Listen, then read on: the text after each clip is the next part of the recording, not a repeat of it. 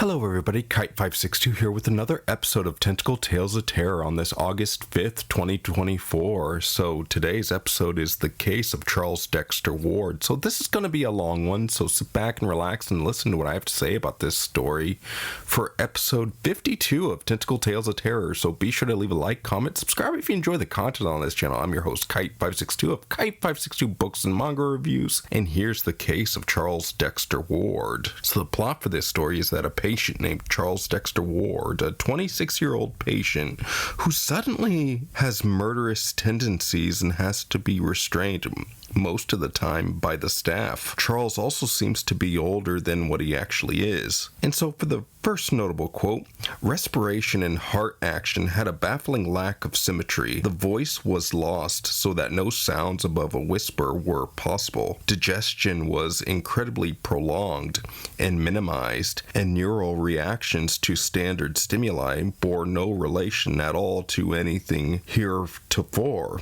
recorded, either normal or pathological. The case of Charles Dexter Ward, Chapter 1, a result and prologue, page 526. And again, I'll be sure to leave a link to the book that I cite from on the top right of this video, so there's that. But for my first question here, could Charles have a mix of differently aged genetics, muscles of a 26-year-old man while having the heart and digestive tract of a temper of a very fragile elderly man as well? And so for the first side note, Charles developed fascinations with the occult instead of history of the world's past when he was in his last year at the Moses Brown School on page 529. And so for my second question here, could have Charles acquired the Necronomicon at the age when he was ready for college? Could there have been a moment where he read aloud from the book to cause his madness, or is it something more simple here? And so for side note number 2, there's some ancestral connection to the Necronomicon on pages 538 and 539,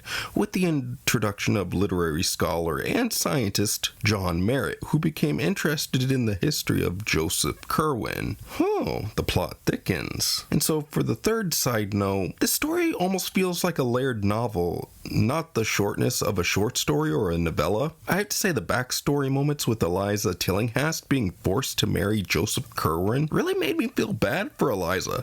It's also intriguing to see that some early moments from chapter 1 make me think of the 1978 film Halloween, with Charles Dexter Ward filling in the place of Michael Myers, and the family doctor, Dr. Willett here, takes the role of Dr. Samuel Loomis, trying to put an end to Michael's heinous acts after all. So I thought that was really intriguing to see. So I have to say, please take your time with this thick story. I mean, itself is a novel after some research that I done. So again, take your time with this thick story, since there are many different moments of points of view written in this story, like flashbacks with Joseph Curwen and Eliza Tillinghast. So it's like a different collection of horror genres, but I'm not gonna say anything more than that. And so for the quick note number 1, and the only one, I understand that Charles almost looks exactly like Joseph Curwen, like an ancestor. Since Charles is an ancestor, but the sudden shifts from perspectives to different periods of time can be quite jarring for a first read, so please read it multiple times just so you can understand the flow of everything. So, however, it seemed Curwen fits the mold of a mad alchemist or scientist, if you will, and for that, my final thoughts. I found this novel to be really enjoyable when I took my time with the flashback sections. This novel by Mr. Lovecraft would make an interesting video game in my opinion.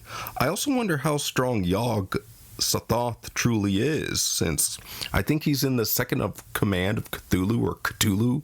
I still don't know how you're supposed to properly pronounce that name. S.T. Joshi says it's more like a cough, and you hold your tongue at the top roof of your mouth and like in a coughing sound like Cthulhu, but I just say Cthulhu, so just for namesake. If I get that wrong, I get that wrong.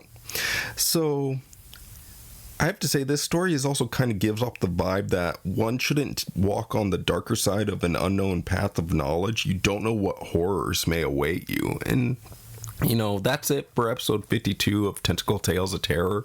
It's something short and to the point, but I really enjoyed the story of the case of Charles Dexter Ward here. So, as always, be sure to leave a like, comment, subscribe if you enjoy the content on this channel. I'm your host, Kite562 of Kite562 Books and Manga Reviews, signing out. And as always, I hope you have a wonderful day, everybody. Later.